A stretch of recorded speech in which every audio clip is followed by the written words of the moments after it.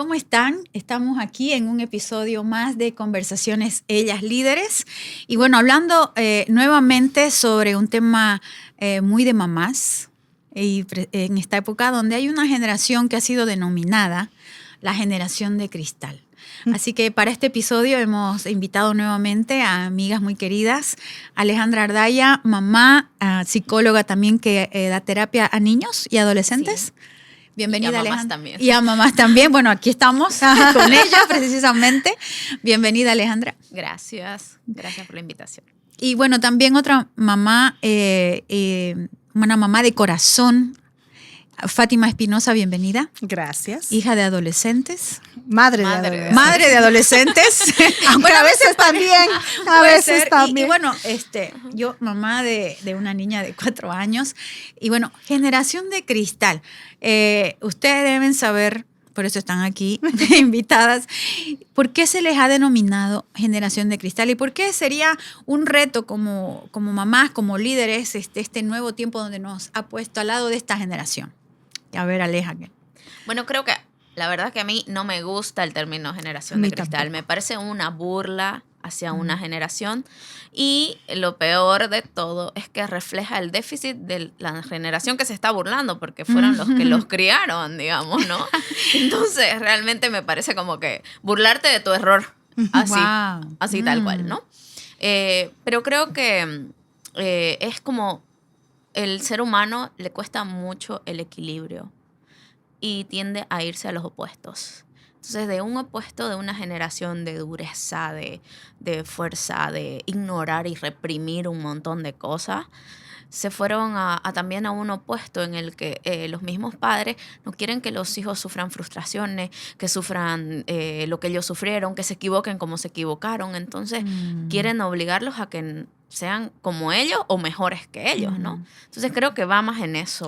Por eso se le ha puesto ese nombre. Bueno, yo creo que así como una generación X, como una generación Y que he escuchado, esto de denominar generación de cristal, habla de fragilidad, habla de vulnerabilidad, pero en un sentido muy peyorativo, ¿verdad? Fátima, ¿qué dices vos?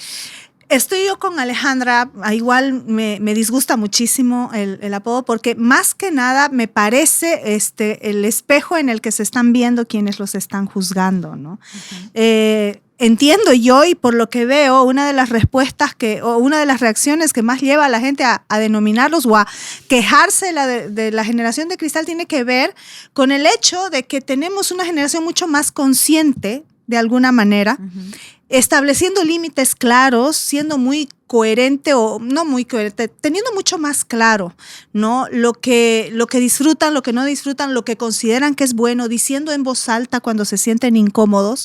Y la verdad es que si yo hubiera tenido esa libertad de hacerlo antes, muchas de mis decisiones hubieran sido diferentes. Para bien. Entonces, creo yo que es que nos sentimos intimidados. Quienes hemos puesto este nombre, venimos de una cultura sumamente vertical, en donde las autoridades eran más bien tremendamente verticales y en donde lo único que se esperaba de nosotros era una conducta intachable. Uh-huh. Entonces, evidentemente, Alejandra lo decía muy bien, tenías que inhibir, ignorar, chuparte un montón de cosas y vivir como si nada pasara cuando dentro de tu corazón todo estaba devastado. Uh-huh. Y esperas lo mismo. Cuando tienes a un hijo o tienes a un adolescente enfrente diciéndote, oye, me duele, no me gusta, cuando me dices esto, me siento herido, se te paran los pelos porque jamás en la vida hubieras soñado tú en decir semejante cosa a tus padres. Entonces, claro que es incómodo, pero no porque sea incómodo es malo. Y me gustaría mucho empezar a retirar el adjetivo negativo de cristal porque podría llegar a ser realmente algo que a mí me hubiera gustado vivir. Y hay aspectos de esta generación que yo no solamente promovería hacia futuro, sino que inclusive respeto, ¿no?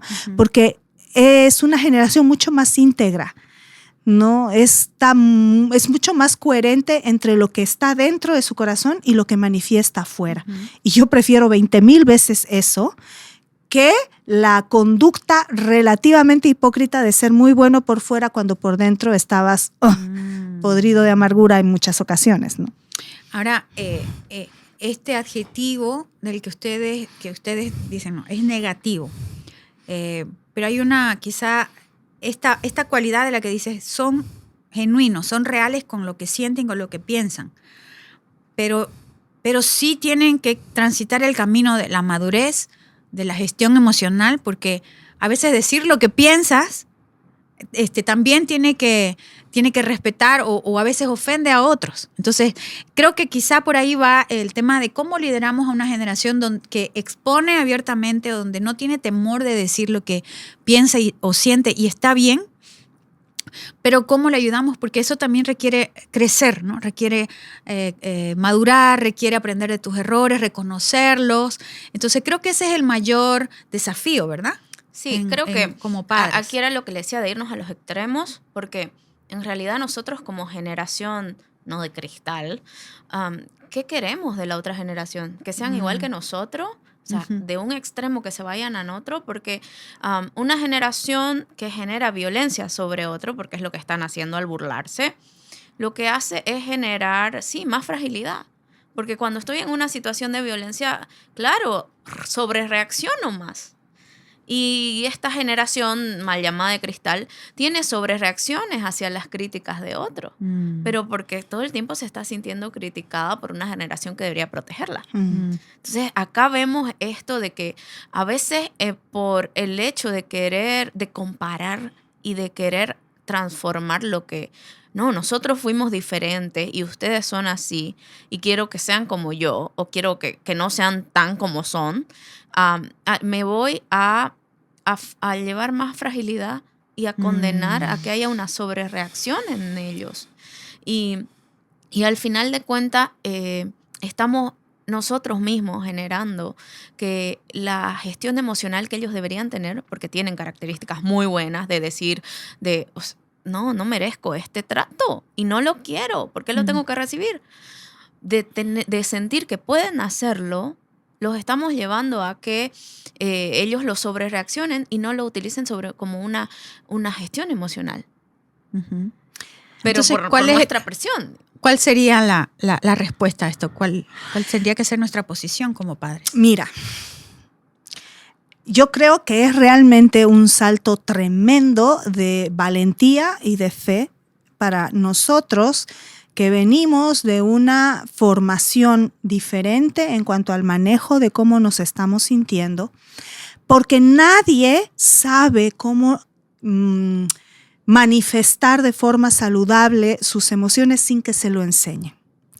Entonces nosotros tenemos una generación que evidentemente lo está logrando decir porque ha sido autorizada, porque su emoción ha sido validada, porque hay el espacio, pero continúa todavía en el área en la que nadie le ha entrenado a manejar esas mismas emociones de una forma que sea sana. Todas las emociones van a tener manifestaciones tarde o temprano. Y las manifestaciones que la generación de cristal está mostrando no son más que el reflejo de lo que nosotros les hemos enseñado, ¿no? Porque nosotros estamos administrando igual de una forma no saludable nuestras emociones. Cuando nosotros nos aguantamos o no somos capaces de verbalizar o reconocer que estamos con malestar, entonces, ¿qué estamos entrenando al otro lado? Entonces, definitivamente yo creo que este es un momento sumamente crítico para los padres, especialmente de los niños más pequeños y de los adolescentes, que son los que forman este grupo, el ser conscientes de que tienes que aprender tú mismo a administrar cierto tipo de emociones y luego ser intencional en transferir eso a tu hijo de forma clara. Esta forma en la que estás reaccionando a tu enojo, que entiendo, no está funcionando. ¿Qué tal si la siguiente vez intentas esta otra cosa? Y cuando yo lo verbalizo, tengo que estarlo haciendo. Ahora mi pregunta es, ¿cómo estoy reaccionando yo a mi enojo o a mi malestar? ¿Con gritos? ¿Con insultos? ¿Con violencia?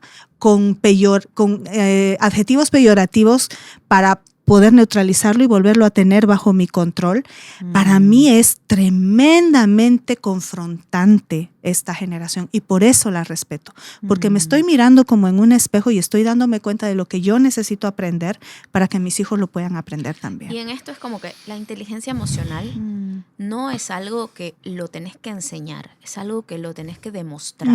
Porque nuestros hijos, esta generación que es nuestra, está debajo de nosotros, esta generación aprende el manejo de inteligencia emocional y el manejo de toma de decisiones a través de nuestra generación.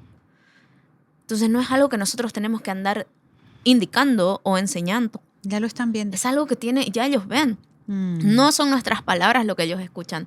Son nuestras conductas. Podemos decir muchas cosas a gritos, de todas las maneras posibles, pero no me van a escuchar si no concuerda con mi conducta. Y esto es lo que refleja la generación de cristal, este enojo. ¿Por qué ustedes me dicen esto?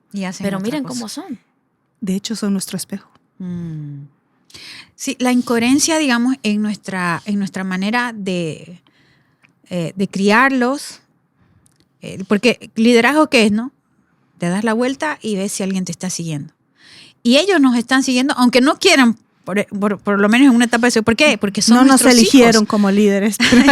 Pero ellos ven y son, tienen nuestros genes, tienen nuestro ADN, son nuestros hijos, la reproducción de nosotros en miniatura, ¿no? Entonces creo que por lo que ustedes dicen, es confrontador para quienes han asumido que tienen el reto de corregirlos porque están muy mal, estos jóvenes, esta generación y todos los adjetivos que le puedan poner, pero es una llamada de atención a trabajar en nosotros como papás. Sí. Primero, en la gestión de nuestra emoción, de nuestras emociones y por lo tanto a las decisiones que nos llevan respecto a ellos y respecto a cualquier otra circunstancia de nuestra vida. Pero hay un factor que es la intencionalidad en la maternidad o en la paternidad, ¿no? Tenemos muchos lugares en este tiempo, tenemos Ellas Líderes, tenemos escuelas de padres, tenemos oportunidades ahora como nunca para que cada papá y cada mamá, sea que sea un matrimonio o sea que estén solos en la crianza, puedan crecer. Porque así como no estamos reflejándoles a ellos o modelándoles a ellos cierta conducta o cierto patrón, hay algo que nosotros necesitamos hacer un cambio, pero que nos tienen que enseñar a hacerlo. Lo que decías hace rato, ¿no? Hay algo que nos tienen que enseñar, que nadie nos enseñó, ¿no? Y ahí entra la intencionalidad de buscar la ayuda como papás. De repararse. Todos somos personas rotas, no hay nadie que se salve, es la verdad. Nos rompemos desde niños, vinimos a un mundo roto, entonces estamos rotos. El que no se repara no puede ayudar a reparar el camino para otros. Y esto es muy importante porque yo me encuentro con muchos adolescentes que trato y que no quieren escuchar a sus padres, pero no quieren escuchar, ¿por qué? Porque todo lo que le dijeron no es lo que ellos hacen. Entonces, adolescentes con funciones sexuales. Pero es que, ¿por qué yo quiero un matrimonio como ellos tienen? Si trata mal a mi mamá, o si hace esto, o si mi mamá siempre habla mal de él. Pero sale afuera y se ven muy bonitos. Entonces, ¿para qué? Yo prefiero, no quiero tener una relación así. Entonces, lastimosamente, nosotros no nos damos cuenta que nada que nosotros no aceptemos, me he equivocado, no lo puedo reparar. Entonces, y reparar implica el bajarme de ese pedestal donde yo mismo me subí porque soy papá o soy mamá y irme a su nivel y decirle, perdón, yo también me equivoqué y yo te he demostrado esto y te he demostrado esto y hay que cambiar y mejoramos. Porque ellos necesitan saber que así como esta generación de cristal es frágil y pueden romperse, también pueden repararse y fortalecerse en esos lugares donde fueron heridos. Que eso es lo más importante. Entender que mi fragilidad, una vez reparada, es una fortaleza. Como papás vamos a fortalecer nuestras áreas frágiles cuando buscamos ayuda. Y cuando cambiamos esa intencionalidad que decías vos, en ser intencional con la paternidad y la maternidad que estoy reflejando.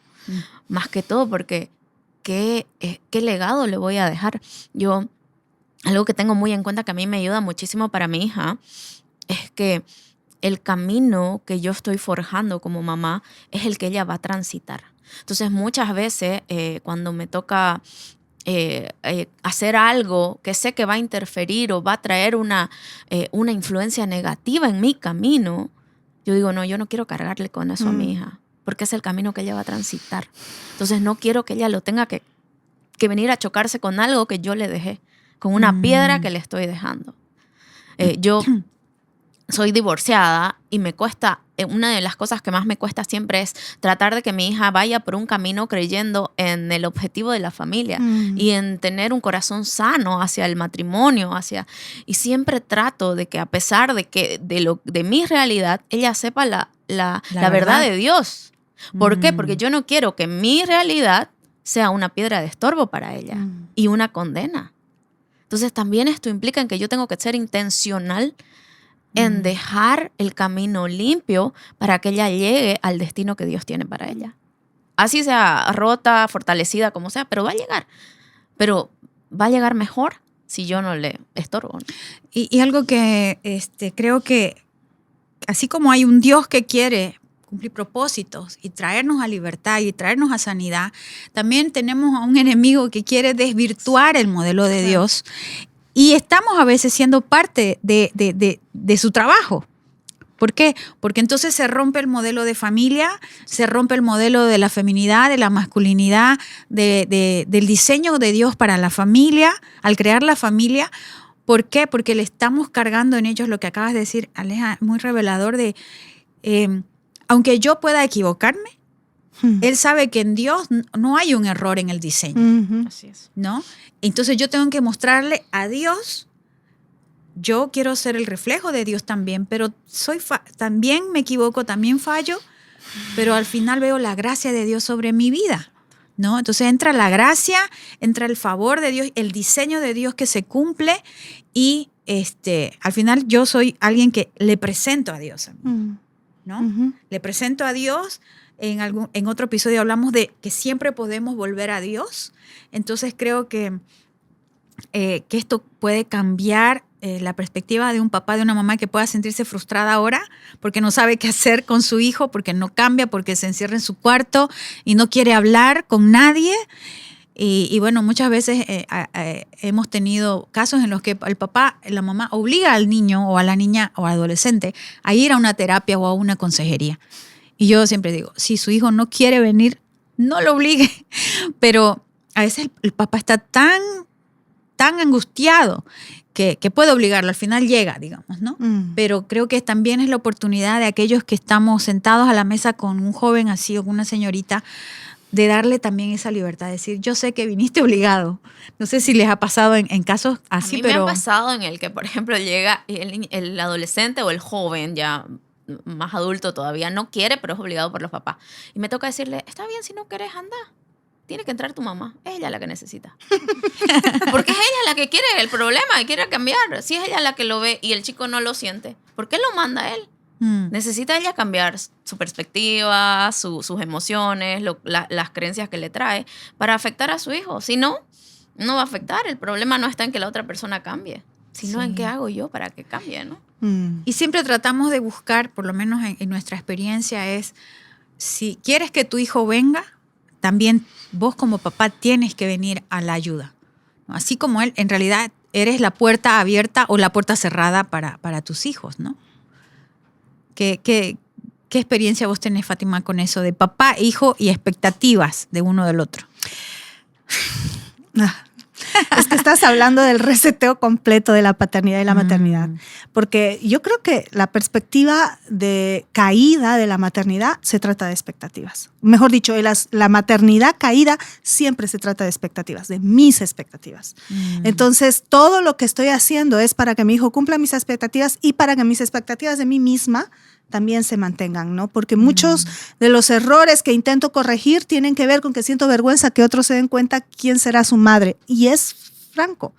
El instante en que realmente mi maternidad se trata del Señor es mucho más, no es mucho más, definitivamente la vista se te abre a que el objetivo es completamente diferente y tus expectativas pues ve y tú y resuélvelas con Dios o resuélvelas en terapia o ve qué es lo que vas a hacer, porque de lo que se trata es de que este individuo crezca, conozca a Dios y se convierta en aquello para lo cual el Señor lo creó.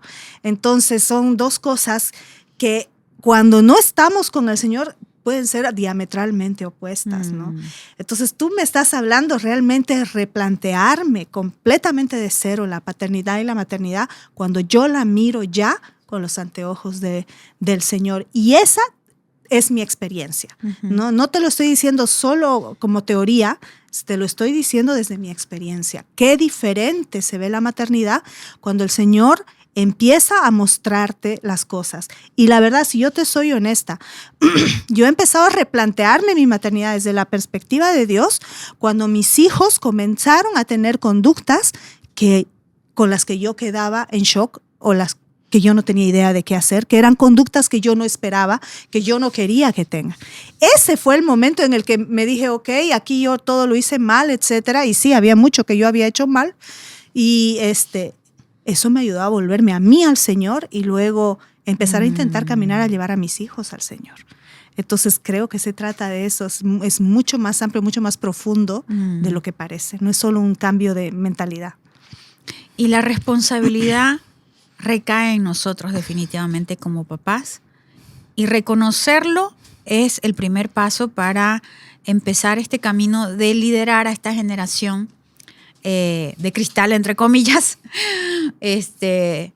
pero una generación que tiene un potencial en Dios para liberar un nuevo tiempo, una nueva generación, tiene algo de Dios.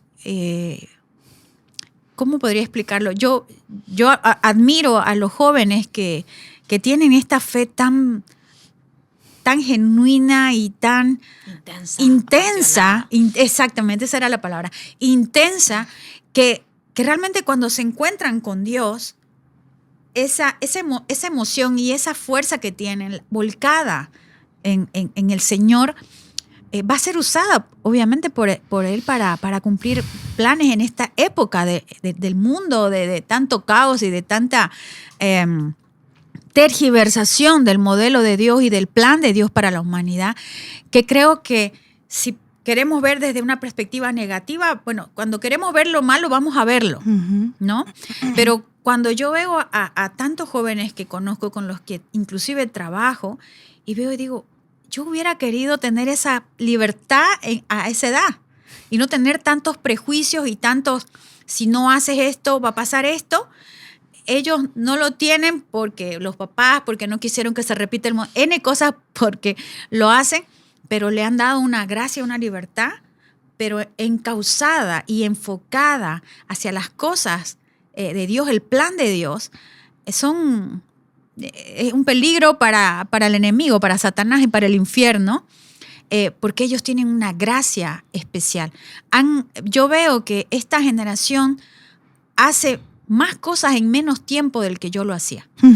No solo por la juventud, sino porque lo creen, porque si yo quería ir al exterior a estudiar, tenía que ser un parto, todo ese proceso, pero ahora ellos consiguen en un año la beca y se van y tienen recursos y consiguen. Son menos dependientes. Son menos dependientes, más seguros de sí mismos, soñadores, pero no solamente idealistas, sino logradores de sus sueños. Y esta última generación tiene ese plus que no tenían los millennials. Y ¿sabes qué? Creo yo sinceramente que la clave está en que son capaces de abordar su relación con Dios desde donde están y no desde donde se supone que tienen que estar. Yo llegué a Dios desde donde se suponía que yo tenía que estar, ¿no? Y eso, el trámite fue mucho más largo en el fondo. En cambio, esta generación, como te vomita las cosas en tu cara y no te va a tener miedo, ¿no? Y si te gusta bien y si no, pues ve y arréglalo.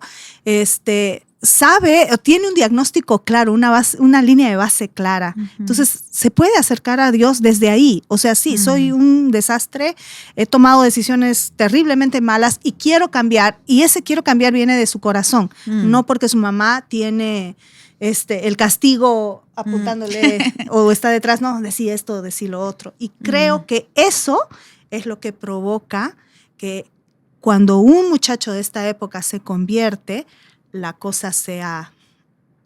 Y quizás es ahí donde choca la generación antigua, porque dice, ¿por qué tiene que ser tan fácil para ellos? Sí, más como no envidia, tendría por qué serlo así. Como una envidia, porque a mí yo tanto que sufrí, o sea, yo tuve que aguantar. ¿Por qué vos tenés que decir no? ¿Por qué tenés derecho y yo no, digamos? Claro, a los 40 y tantos estoy aprendiendo a poner límites y mi hijo me dice, no me trates así. A mi madre no le podía decir eso, digamos, o sea, sí. Claro, lo que a otros les costó años, la libertad o la independencia, ahora tienes un joven, una señorita que a los 20 años tiene completa independencia económica y tiene hasta sus propios emprendimientos.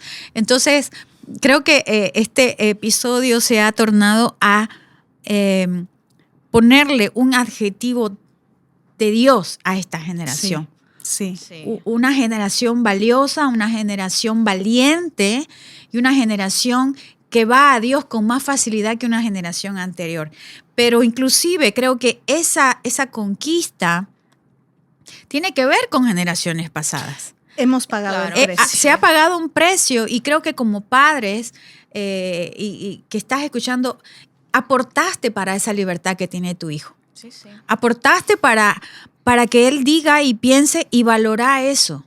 Y usarlo a favor de la cercanía que puedas tener como papá y como mamá con ellos, ¿no? Porque aunque yo le digo a mi hija, yo quiero ser tu mamá y sí, también quiero ser tu amiga, pero a veces eso a veces nos atrae problemas y puede ser ocasión para otro episodio, pero esa cercanía en el respeto y en el lugar de yo soy tu mamá, yo te amo, yo te acepto, pero también quiero llevarte más allá. ¿No? ¿Cómo lo hago? ¿Cómo quieres que vayamos juntos? ¿No? Entonces, esta charla me trae mucha esperanza sobre lo que todavía tengo que caminar con mi hija de 4 años, pero ya a sus 4 años dice cosas y piensa de una manera y bueno, capaz que más que todo repite sin pensar, pero ya eso está pues grabado por cómo ella nos ve como papás. Así es. Sí, creo que tiene esto de liderar una generación de cristal, que como papás, como mamás, entendamos que es como Jesús liderando a los discípulos, o sea, un Pedro súper temperamental, hasta un poco violento, porque era violento. El tipo era violento, no hay cómo, ¿no? Y un Mateo lleno de miedos, un Tomás que no creía, todo un incrédulo, que a pesar de haber experimentado todo hasta ahí, seguía siendo incrédulo. O sea, él los lideró desde sus características. Exacto. Desde esa cristalidad que tenían, desde las vulnerabilidades, que así los lideró. Incluso lideró a Judas, que robaba, y él igual lo lideraba hasta el último momento, porque yo creo que hasta el último momento él tenía la esperanza de que Judas, arrepentite, digamos, ¿no? O sea, pero desde sus características. Entonces nosotros como papás nos toca liderar a nuestros hijos desde sus temperamentos, desde sus características, desde sus vulnerabilidades, de su cristalidad. Liderarlos hacia el destino que Dios tiene, no hacia lo que nosotros creemos que deben ser. Y aquí entra lo que nos cuesta, que es la expectativa. Porque algo de lo que está libre esta generación de cristal es de la expectativa. Sí. No les importa qué están esperando de ellos. En cambio, nosotros venimos con qué mucha están esperando, carga. qué esperamos, qué queremos. Y esto es lo que agradar lo que a choca, otros. digamos. Sí, y son demasiadas las voces que nos dicen expectativas. Entonces, Bueno, y terminando ya este episodio, como mamás de niños y de adolescentes, nos queda un reto y esperamos que para ustedes haya sido también esta charla tan íntima y tan abierta sobre nuestra descendencia y sobre nuestra generación.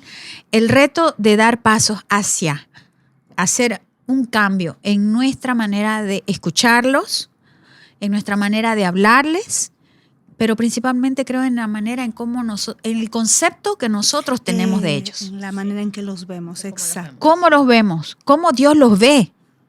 Los va a liberar completamente porque Él no los ve con ese título. ¿No? Nunca creo que Dios nos haya puesto un título a ninguna generación. Sí. ¿No?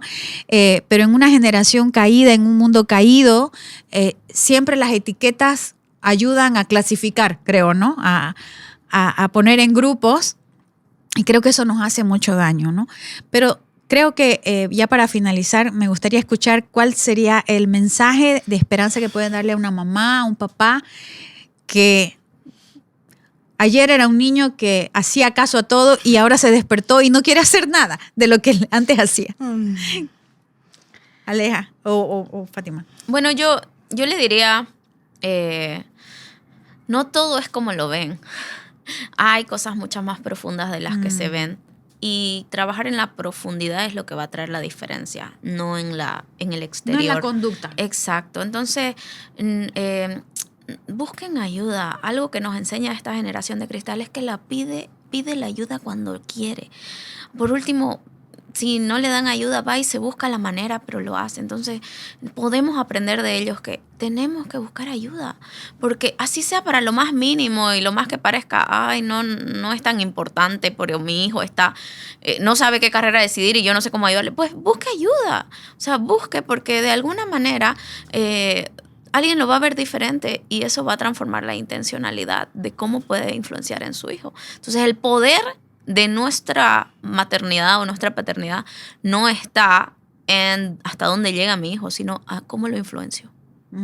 Y esa es la esperanza. Eso es liderarlo. Sí. Fátima. Para mí es este tema del que hablamos hace un momento. Creo que el mensaje de esperanza es que el Señor ama a tu hijo más que tú misma. Y te garantizo que el momento en que realmente Él vea que tú estás interviniendo de forma negativa, va a saltar. Entonces, si estás conectada con el Señor, vas a poder identificar cuándo tu expectativa humana está pesando en su mochila más de lo que la palabra debería estar pesando. Para mí, esa es la clave. La expectativa de Dios sobre nuestros hijos es muy diferente a mi expectativa, a nuestra expectativa. A menos que yo me alinee con Dios, mi expectativa no va a tener nada que ver con Él. Y ese es el reto, acercarnos a Dios, al que nos ha diseñado, al que nos ha dado estos hijos que tenemos y con ellos nos ha dado la capacidad de liderarlos de la manera más cercana a Dios, de la mano de Dios, no solamente usando lo que es la inteligencia emocional, sino la inteligencia espiritual, es decir, liderarlos desde nuestra posición en Cristo. ¿Quién dice Dios que ellos son y quién dice Dios que yo soy como papá y como mamá? ¿Y por qué me ha dado este reto? Y es porque Él también me da la gracia para cumplirlo. Exacto. Así que esperamos que ustedes, mamás, papás que escuchan este episodio, alberguen esta esperanza de que el desafío que les ha traído la temporada de sus hijos, no es más que una oportunidad para ver la gracia de Dios sobre ellos. Amén. Así que liderémoslos con amor, con gracia y con oración. Amén. Hasta la próxima oportunidad. Gracias, Fátima, y gracias, Alejandra. Gracias, Jimena. Hasta la próxima.